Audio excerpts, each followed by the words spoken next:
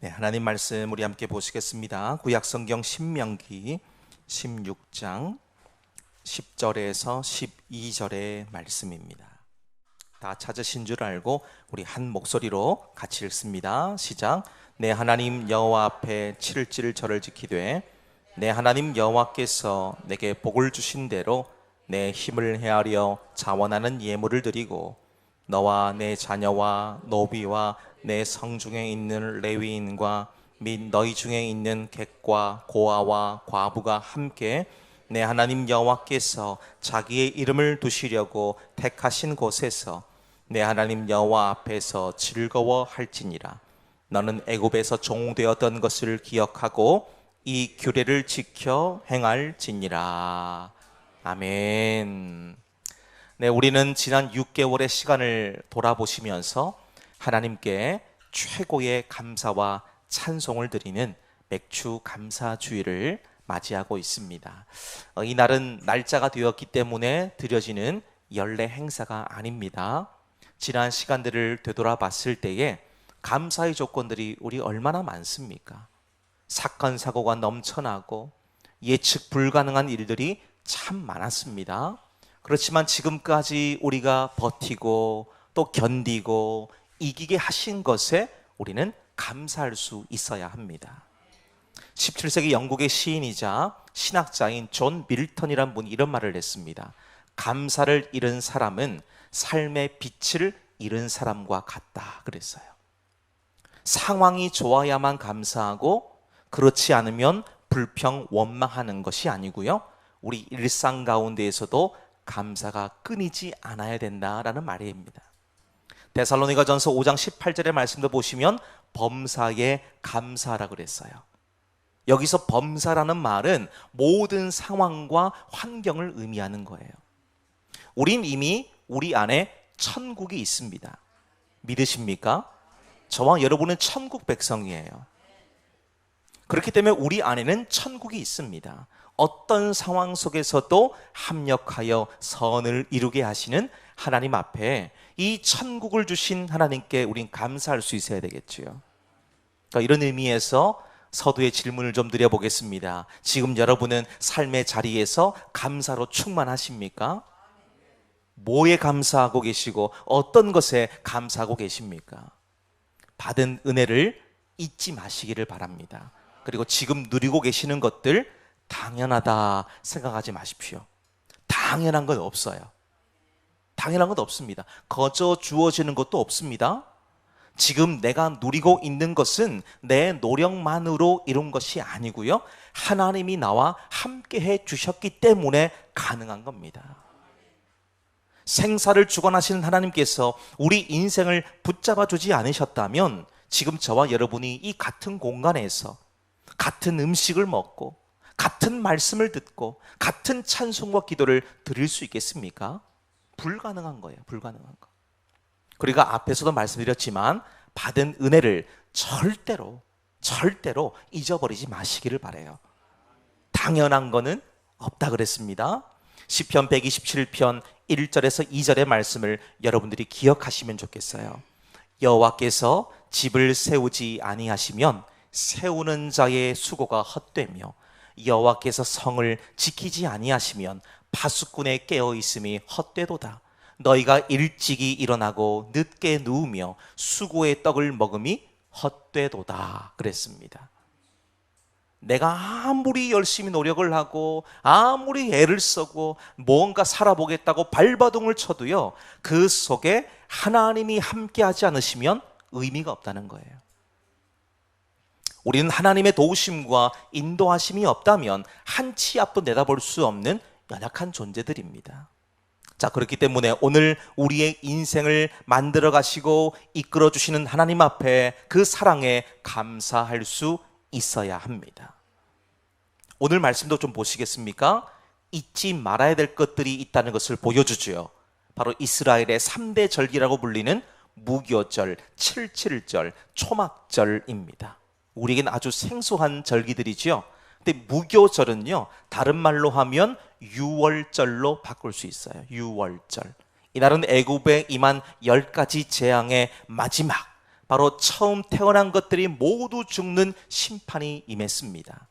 근데 하나님께서는 이들에게 살 길을 열어주셨는데요, 어린 양을 잡아서 그 피를 문설주 인방에 바르면 죽음의 사자가 건너갈 것이다 라고 얘기해 주시지요. 그들이 말씀대로 했을 때에 죽음의 사자가 그 어린 양의 피를 보고 넘어간 것을 기념하는 것이 유월절입니다. 유월절. 77절은 뭘까요? 이 유월절로부터 7주가 지난 후 50일째 되는 절기가 77절입니다. 이날 이스라엘 백성들은 보리추수의 첫 열매를 기념해서 곡식을 주신 하나님께 감사를 하지요. 그 사도행전 2장의 말씀 보면 이 날을 오순절이라고도 말합니다. 오순절. 그리고 초막절이 있습니다. 오늘날의 추수감사주일과 아주 유사한데요, 광야 40년의 시간을 기념하면서 초막에 거하면서 살아가는, 지키는 그런 날인데, 또 다른 말로는 수장절이라 말합니다. 곡식을 거두고 저장한 후에 지키는 날, 수장절 또는 장막절이라고도 표현을 합니다. 이 날이 되면 이스라엘 백성들은요, 하던 일을 모두 다 멈춥니다. 지금도 그래요. 지금도 이들은 이 초막절이 되면요, 세계 어느 곳에 흩어져 있더라도 이 절기만 되면 하던 일 모두를 다 멈춰요. 그리고 어디를 나가서든지 간에 초막을 지어가지고 거기서 삽니다. 대단한 민족들이에요. 그리고 뭘 하겠습니까? 광야 40년의 인생길 가운데 있어 하나님이 입히시고 먹이신 것에 감사하는 거예요. 감사하는 거. 감사가 몸에 배어 있습니다. 자, 이 세 절기의 공통점도 보시게 되면 감사가 있어요. 감사. 죽음으로부터 건져주신 것에 감사하는 거죠. 수확할 수 있는 날을 허락해 주심에 감사하는 겁니다.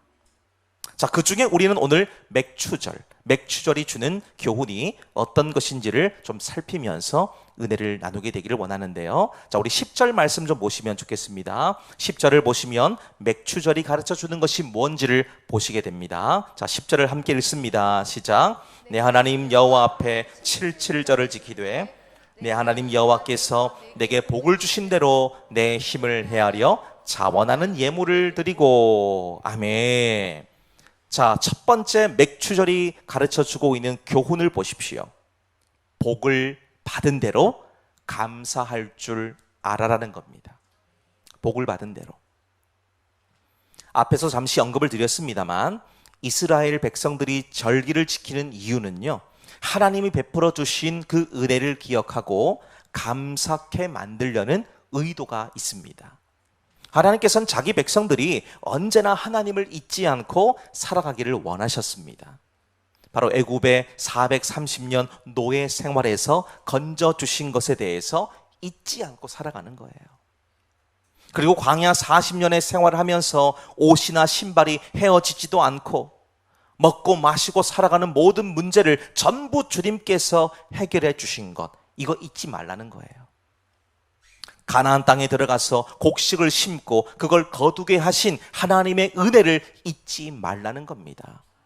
잊어버리면 감사할 수가 없어요. 잊어버리면. 감옥과 수도원의 차이가 뭐라고 생각하십니까? 사실 환경적으로는 별 차이가 없어요. 아니, 지금으로 보면요, 오히려 감옥이 생활하기는 더 좋을지도 모르겠어요. 근데 감옥과 수도원에 뚜렷한 차이가 있습니다. 바로 고백의 차이죠. 고백의 차이. 불편한 식사와 잠자리처럼 생활 환경은 비슷합니다만 감옥에는 언제나 불평과 증오만 가득해요. 내가 왜 이곳에 왔을까? 그때 그놈만 아니었어도 나 여기 잡혀오지 않을 텐데. 이런 지긋지긋한 곳에서 빨리 벗어나고 싶다. 음식도 맞지도 않고 잠자리도 불편하고 모든 게 고통스럽다. 늘 이런 말들이 입에 배어 있는 거예요. 근데 반대로 수도원은 어떨까요? 수도원. 감사로 시작해서 감사로 마치는 거예요. 눈만 뜨면 할 게 뭐가 있겠습니까? 기도하는 거잖아요. 그렇죠? 하나님 만나기 위해 기도하고 찬송하고 여러 생활을 하는 가운데에서 하나님의 임재하심을 찬양하는 게, 이게 처음부터 끝까지 자기들의 일과거든요.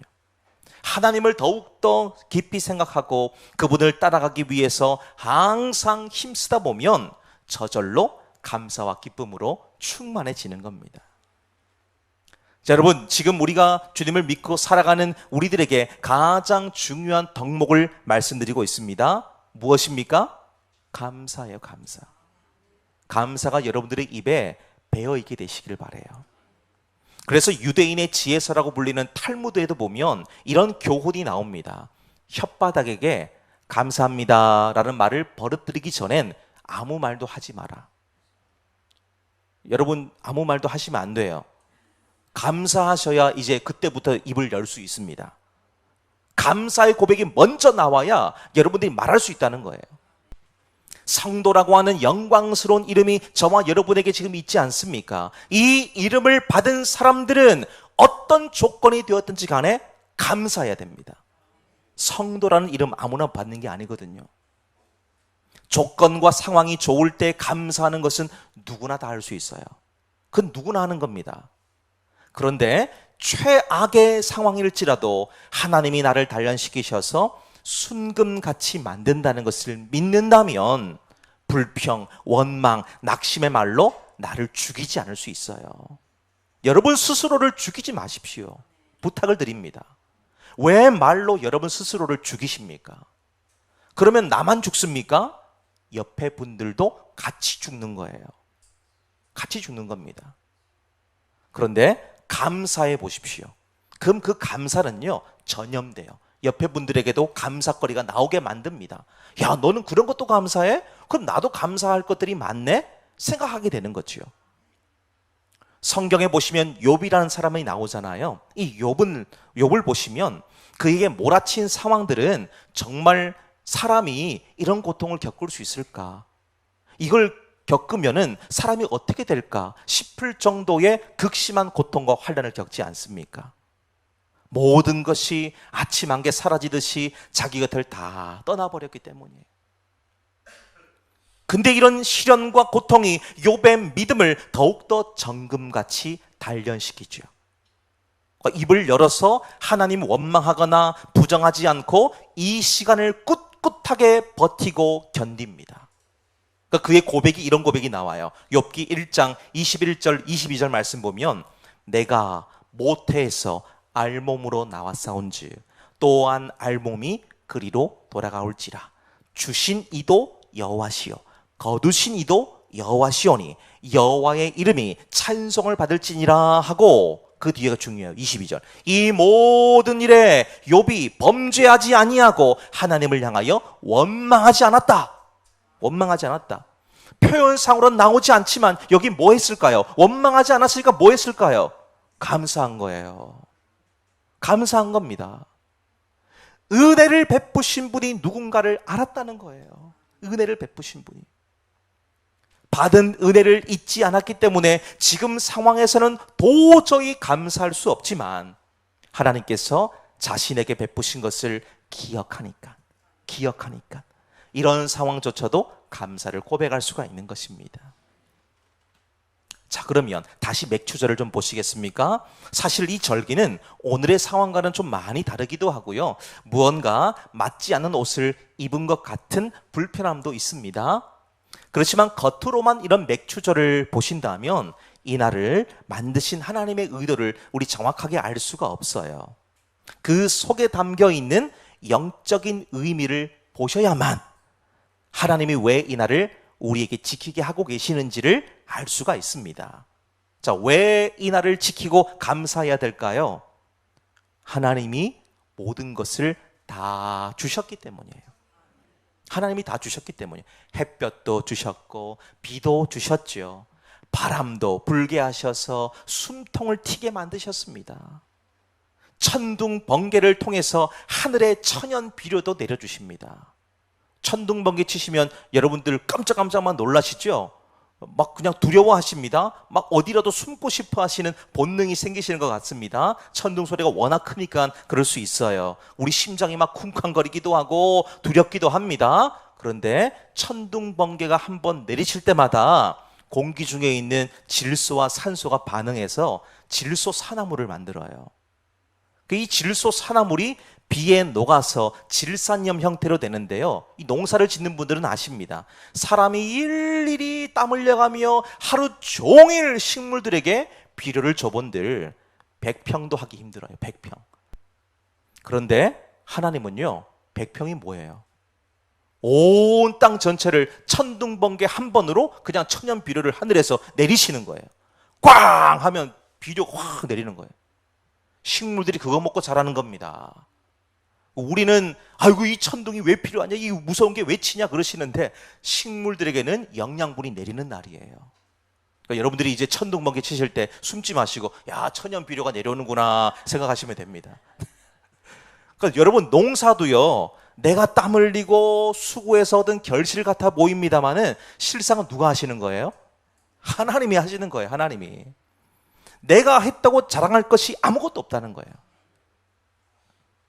하나님이 때를 따라 적당한 햇볕과 비를 내려주셨기 때문에 풍성한 결실을 얻는 겁니다. 여러분들이 때마다 좋은 맛있는 과일을 드시잖아요. 그 과일의 열매들을 누가 주셨습니까? 농부들이 주셨다고 말하면 안 됩니다. 하나님이 먹게 만드신 거예요.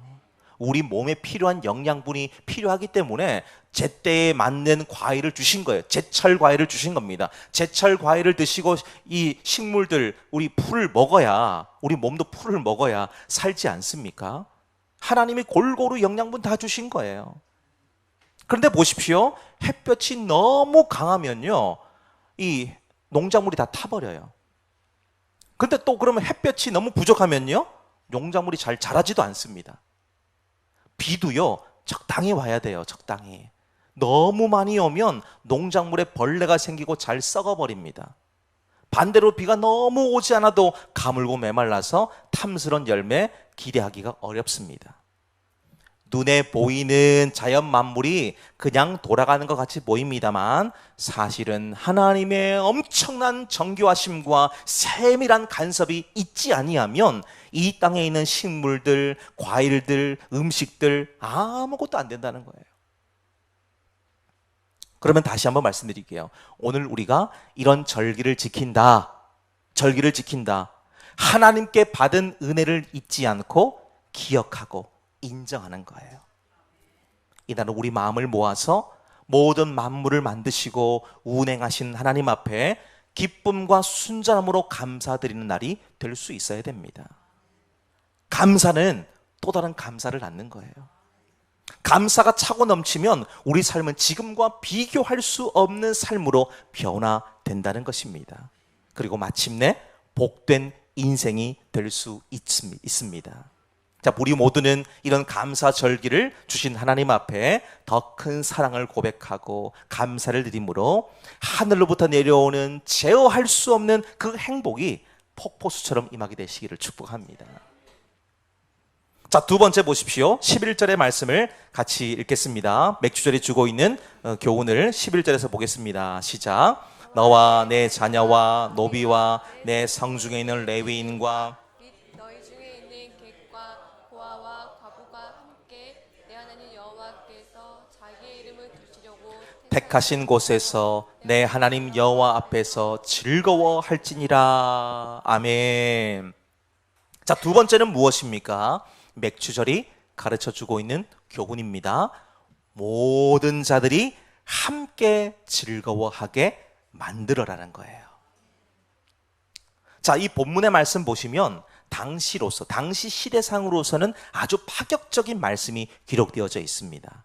바로 자녀로부터 시작해서 고아와 과부에 이르기까지 전 세대, 전 계층이 한데 어우러져 이 절기를 지키게 하신 거예요.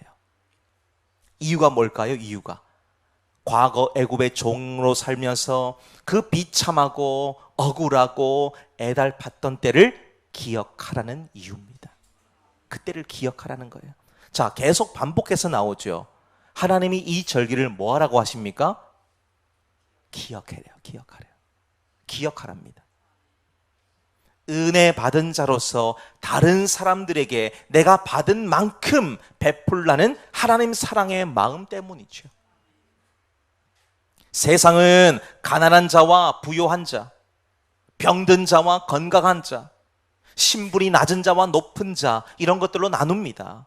그래서 차별도 하고 구별도 하죠. 상대적 박탈감이 들기도 합니다. 근데 이런 맥추절과 같은 절기를 보시면 흩어져 있던 것들을 모아서 하나로 만들죠. 하나로. 우리 민족의 고유 명절인 설이나 추석도 한번 보십시오. 그동안 만나기 어려웠던 가족들을 만날 수 있는 시간들 아니겠습니까?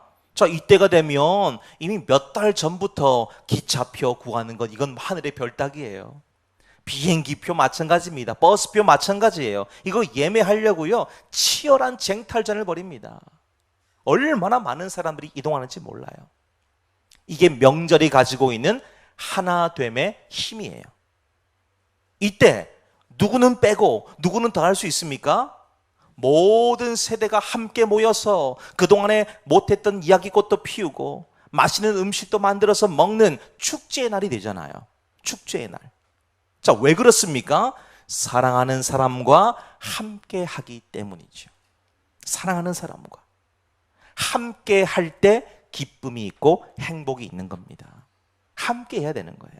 근데 반면에 함께 하지 못하면 부작용이 생깁니다. 스웨덴의 경제학자이고요, 1973년도에 노벨 경제학상을 받은 군나름 미르달이라는 교수님이 계세요. 근데 이분에겐 딸이 있는데 이 딸이 자서전을 하나 썼어요. 아버지와의 기억을 이렇게 적어놨더라고요. 내가 필요로 할 때 부모님은 언제나 내 곁에 없었다. 한마디로 나는 엄청나게 불행한 어린 시절을 보냈다. 자서전에 그게 나오는 거예요. 미국의 명배우인 폴 뉴먼이라는 사람이 있는데요, 이분도 자기 아들을 배우 만들려고요, 아들을 압박했습니다. 그래서 아들은 자기가 원하는 그 꿈을 다 포기하고 헐리우드에 진출했습니다. 근데 연예계 생활이 녹록지 않잖아요. 적응을 못하는 거예요. 마약 중독자가 돼서 얼마 후에 죽고 말았어요. 이처럼 부족한 것 없고 똑똑하까지 한 이 유명인들의 자녀들이 불행했던 것, 왜 불행합니까? 함께하는 시간이 부족했기 때문이에요. 함께하는 시간. 오늘날도 한번 보시겠습니까? 이 고도로 발전한 시대 속에서 엄청난 문명의 혜택을 여러분 받고 계시지 않습니까? 이전엔 상상이나 하셨겠습니까? 유튜브를 통해서 전 세계 모든 정보를 한눈에 볼 수 있죠. 최신 뉴스, 영상들 실시간으로 함께 공유할 수도 있습니다. 지금 우리도 예배 드릴 때 실시간 예배 드리고 있잖아요. 앞에 지금 방송이 켜져 있습니다. 저 뒤에 녹화도 되어져 있어요. 휴대폰 보십시오. 개인 컴퓨터처럼 사용됩니다. 그 안에서 필요한 모든 것들 터치 몇 번으로 다 할 수 있는 시대를 살고 있죠. 이제 점점 더 발전될 겁니다. 인류 역사상 지금과 같은 이 초고도의 문명 혜택을 받은 사람과 역사가 있습니까? 없어요. 없습니다. 근데 정말 아이러니한 것은 모든 게 다 갖춰져 있고 다 누릴 수 있고 즐길 수 있음에도 불구하고 가면 갈수록 외톨이들이 늘어나요. 고독함에 사로잡혀 살아가는 사람들이 얼마나 많은지 모릅니다. 고독사로 돌아가시는 분들이요, 한 해 몇만 명이시래요. 엄청나게 많습니다. 엄청나게. 소외되는 사람들 더 많아지고 계시죠. 옆집에 누가 사는지, 이웃들은 어떤 사람들인지 전혀 모릅니다. 전혀 몰라요. 이런 시대를 살고 있어요, 우리가. 그런데 여러분, 하나님께서 우리들에게 이 같은 감사의 절기를 주신 이유는 이웃들과 함께 하라는 거예요. 이웃들과 함께 하라는 거. 적어도 최소한 옆집에 누가 사는지는 아셔야 되잖아요. 적어도. 소외되고 삶의 힘겨움 속에 있는 자들에게 사랑의 손을 펼치라고 주셨다는 겁니다. 룻기서를 보면 룻이 이 보아스라는 사람의 보리 타작 마당으로 가서 떨어진 보리를 주어서 끼니를 연명하는 부분이 나오거든요. 근데 유대 사회에서는 율법에 고아와 과부들을 학대하지 말고 돌봐주라, 이런 율법이 있습니다. 그래서 열매를 따더라도 얼마나 남겨둬요. 지나가는 나그네들, 고아들, 과부들 가져가서 먹을 수 있게 만든 겁니다. 추수 때에도 보면 모든 곡식을 그냥 다 자루에 넣는 것이 아니고 일부러 이렇게 땅에 흘려요. 땅에 흘려서 필요한 자들이 갖고 가도록, 또 갖고 가면서 눈치 안 보도록 만들어 놓은 겁니다. 하나님 만들어 주신 사랑의 제도예요. 그래서 룻도 보시면 시어머니 나오미와 함께 이 보아스의 타작마당에 가서 보리를 주어서 끼니를 연명합니다. 이 율법 정신이거든요. 함께 하는 것을 가르쳐 준 겁니다. 함께 하는 거. 우리 조상들도 보세요. 옛날 우리 어른들 보시면 집집마다 열매 있는 나무들이 있으면 그 나무 열매들을 다 따지 않습니다. 반드시 남겨두세요. 반드시. 새들이 와서 먹기도 하고 필요한 사람들 와서 따가기도 하라고 남겨두신 겁니다. 그 우리 민족들에게도 함께하는 정신이 숨어 있는 거예요. 거기에. 이처럼 함께 할 때 모두가 다 행복해지는 겁니다. 함께 할 때. 우리 옛말에도 백지장도 맞들면 낫다, 그런 말이 있죠. 동량자루도 마주 벌릴 때 들어간다, 그런 말이 있어요. 그러니까 기대 이상의 은혜가 함께 할 때 있다는 겁니다. 함께 할 때. 이 은혜가 오늘 감사절기를 보내고 있는 우리 모두에게도 임함으로 모든 자들과 함께 즐거움을 회복하는 은혜 공동체가 되어지기를 소망합니다. 세 번째 보십시오. 11절 12절의 말씀을 우리 다시 한번 읽도록 하겠습니다. 시작. 너와 내 자녀와 노비와 내 성중에 있는 레위인과 및 너희 중에 있는 객과 고아와 과부가 함께 내 하나님 여호와께서 자기의 이름을 두시려고 택하신 곳에서 내 하나님 여호와 앞에서 즐거워할지니라. 너는 애굽에서 종되었던 것을 기억하고 이 규례를 지켜 행할지니라. 아멘. 자, 세 번째 보십시오. 맥주절이 가르쳐주고 있는 것 세 번째입니다. 모두 함께 즐거워함을 잊지 말라는 것이죠. 기억하라는 겁니다. 지금 한국어판 발행이 좀 중단이 됐습니다만은 예전에 나오던 잡지 중에 리더스 다이제스트라는 잡지가 있었어요. 거기서 이런 게 나오더라고요. 세상에서 감기에 제일 잘 걸리는 사람 누굴까? 이런 논문을 소개한 적이 있더라고요. 아직까지 감기에 대한 이 완전한 치료법은 개발되지 않고 발견되지 못했다는 전제를 하면서 사전에 감기를 예방하는 방법을 소개하더라고요. 그 예방법 뭘까요? 항상 마음에 즐거움을 가져라, 이렇게 되어져 있더라고요. 너무 잘 아시잖아요. 근데 감기에 잘 걸리는 사람 특징을 보니까 보통 불평과 원망이 많답니다. 매사가 항상 부정적이고 침울한 성격을 갖고 있는 경우들이 많다는 겁니다. 그러니까 이처럼 즐거움이라고 하는 것은 우리 몸과 마음을 건강하게 만들어주는 비결이라는 것이죠. 절기를 지킬 때도 보세요. 역시나 즐거운 마음으로 지킬 때에 은혜가 된다는 겁니다. 억지로나 인색함으로 하면 함께하는 사람도 피곤한 거예요. 안 하는 것보다 못한 일이 되고 만다는 것이죠. 자, 지금 여러분들의 즐거움은 무엇입니까? 여러분 뭐 하실 때 제일 즐거우세요? 말씀하지는 마십시오. 뭘 하실 때 제일 즐거운지 한번 여러분 스스로에게 질문하시고 답을 해보십시오. 내가 뭐 할 때 제일 행복하지? 내가 뭐 할 때 제일 즐겁지? 하나님께서 우리에게 주신 이 소중한 날들을 통해서 저와 여러분에게 있는 즐거움이 회복되셔야 돼요. 즐거움이 사라지면 반드시 문제가 생깁니다. 우울함이 막 몰려오고요. 삶의 낙을 잃어버리기가 너무 쉽습니다. 그래서 우리는 이 즐거움을 놓치지 않기 위해서 무던히 애를 쓰시는 거예요. 혹시 이런 말을 들어보신 적 있으십니까? 소확행 들어보셨나요? 소확행. 앞에 나오니까 여러분 아신다고 말씀하시는 건지 모르겠는데요. 소소하지만 확실한 행복, 이런 말을 줄인 말인데요. 일본의 베스트셀러 작가인 무라카미 하루키가 이런 표현을 썼습니다. 그래서 사람들에게 널리 알려진 말인데요. 소소하지만 확실하게 행복해질 수 있는 거, 이거 찾으면 우리 주변에 너무 많아요. 너무 많습니다. 가령 저는 커피 마시는 걸 좋아하니까요. 풍경이 좋고 예쁜 커피숍 발견하면 아내와 또 가족들과 또 지인들과 함께 가서 차 한 잔의 행복을 누립니다. 제 아이들도 보면 어릴 때는요, 문구점 데려가면 1,000원짜리 포켓몬 카드가 있었어요. 네, 아실지는 모르겠습니다. 이 카드가 1,000원인데요. 그 안에 카드가 7장, 8장 들어있는데 거기 좋은 카드가 나오면 난리가 나는 거예요. 막. 이 카드 나왔다고 1,000원 주고 샀는데 막 엄청 좋은 카드 나왔다고 막 난리. 그게 행복한 거 자기들에게는. 행복입니다, 행복. 지금은 이제 좀 바뀌었는데요. 평소에 이제 게임이나 TV를 잘 못 보니까 이거 보게 하고 게임 한번 하게 하면 그때 행복해 하는 거예요. 옆에서 뭐라고 말해도 잘 안 들립니다. 그거 한다고. 정신 팔려 있는 거예요. 작은 것으로도 행복과 즐거움을 누릴 수 있다. 이게 주제입니다. 이걸 들으셔야 되는 거예요, 여러분들이. 자, 그러면 우리가 드리는 예배도 말씀드리지 않을 수가 없어요. 지금 우리가 함께 드리는 이 예배, 이 시간 행복하십니까? 여러분 행복하신 분은 반이고 반은 그건 뭐 하시는 거예요, 지금? 행복하셔야 돼요.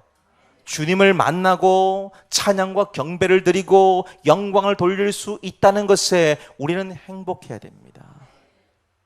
예배를 드리러 나오실 때에 오늘도 가야 되나 이러지 마시고, 우리가 주님 앞에 마음의 즐거움을 가지고 설레이는 마음으로 주 앞에 나오셔야 됩니다.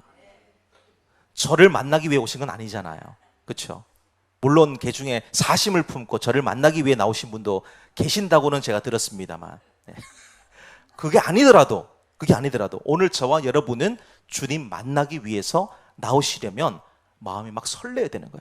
내가 오늘 주님 만나러 간다. 주님 만났을 때 내가 무슨 말을 할까? 어떻게 고백을 할까? 그분이 오늘 나에게 어떤 은혜를 주실까? 이거 기대하셔야 되는 거예요. 그래야 예배를 통해서 주님이 주시는 말씀을 듣고 그 말씀 속에서부터 답을 찾는 거예요. 소망을 얻는 겁니다. 그러면서 여러분들이 기억하셔야 되는 거예요. 나 같은 자가 도대체 뭐길래 만왕의 왕이신 하나님을 예배하고 찬송하게 만드실까? 이것만 돌아보셔도요, 저와 여러분에게 있어서 그냥 눈물이 마르지 않는 거예요. 와, 하나님이 나에게 어떤 은혜를 주시려고 내 입술에 찬송을 주시고 영광을 주시는 것일까? 그러니까 저와 여러분은 이유를 불문하고서라도 감사해야 될 이유가 바로 여기에 있는 거예요. 여기에. 이처럼 거창하거나 대단한 일이 아니어도 작은 행복을 발견하고 그 안에서 감사와 기쁨을 누릴 때에 우리의 삶은 행복해질 수 있다는 것이지요. 평안과 소망을 얻습니다. 기쁨이 넘치는 거예요. 그럼 다시 본문 좀 보시겠습니까? 지금 하나님께서 왜 이들에게 12절에서 보시면 애굽에서 종되었던 나를 기억하고 이걸 지키라 그랬을까요? 아니, 애굽의 종살이를 하는데 그게 뭐가 기쁘고 즐겁고 행복합니까? 그때 그 기억은 싹 잊어버리고 싶어요. 얼마나 비참하고 힘들었는지 모릅니다. 그런데 그들의 탄식과 절규를 하나님이 들으실 만큼 고통 속에 있었지만, 그들에게 행복과 기쁨은 사치였지만 하나님이 그 이후의 것을 통해서 은혜를 베푸지 않으셨습니까? 출애굽하게 하셨고 죽음으로부터 건져주셨죠. 홍해를 마른 땅으로 건너게 하셨습니다. 구름 기둥과 불 기둥으로 늘 함께 해주셨죠. 가나안 땅에서 농사 지으면서 첫 수확을 거둘 때까지 만나와 메추라기를 하늘에서부터 그냥 비처럼 내려주십니다. 먹는 거 걱정 안 하는 거예요. 마시는 거 걱정 안 합니다. 지금 이것을 기억하라는 것이죠. 그때의 고통과 절망을 기억해서 다시는 그와 같은 일이 생기지 않도록 하라는 겁니다. 자, 이것이 맥추절이 우리들에게 주고 있는 교훈이라는 것이죠. 사랑하는 여러분, 오늘 이 날을 기뻐하고 즐거워하시기를 바랍니다. 시편 9편 2절의 말씀 보니까 내가 주를 기뻐하고 즐거워하며 지존하신 주의 이름을 찬송하리니 고백하죠. 오늘 우리에게 주신 이 날이 세상이 줄 수 없는 행복과 그 즐거움으로 가득 채워져서 의뢰 속에 거하는 복이 임하게 되시기를 주님 이름으로 축복합니다.